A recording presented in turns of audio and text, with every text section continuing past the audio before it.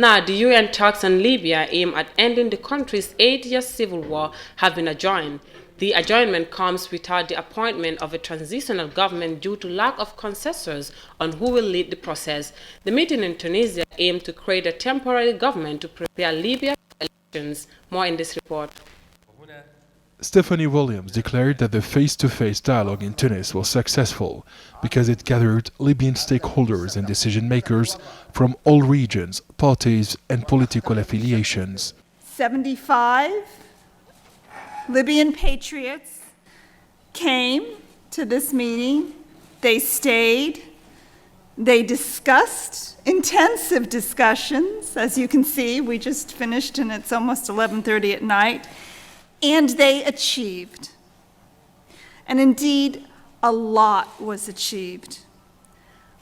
Consensus on a roadmap towards elections with a clear date of the 24th of December, 2021, which is Libya's Independence Day, as you know.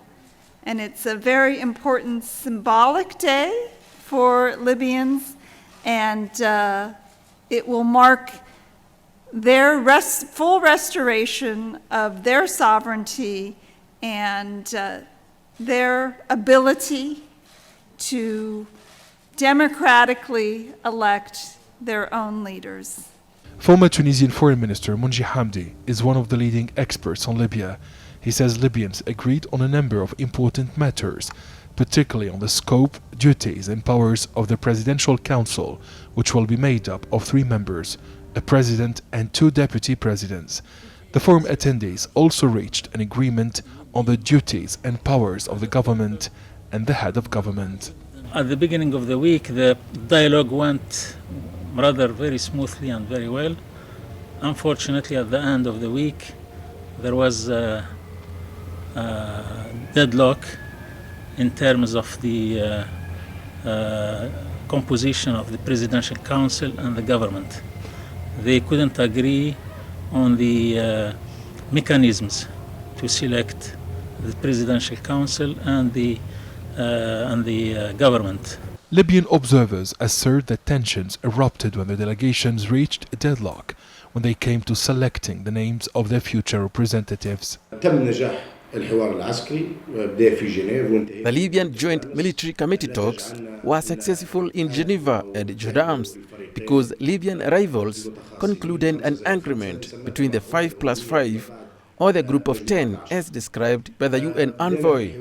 The talks in Tunis were unsuccessful in designating the personalities who will lead the Presidential Council and the government. These important negotiations will be made online. Libyans have great expectations.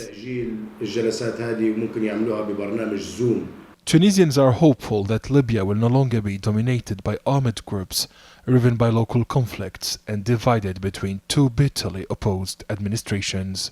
Experts in Libyan affairs assert that the UN-sponsored dialogue in Tunis was a historic event and a missed opportunity for Libyan stakeholders who could have made more political concessions after several years of instability in their North African country. Talks on Libya's transitional government have been adjourned due to lack of consensus on who will lead the process.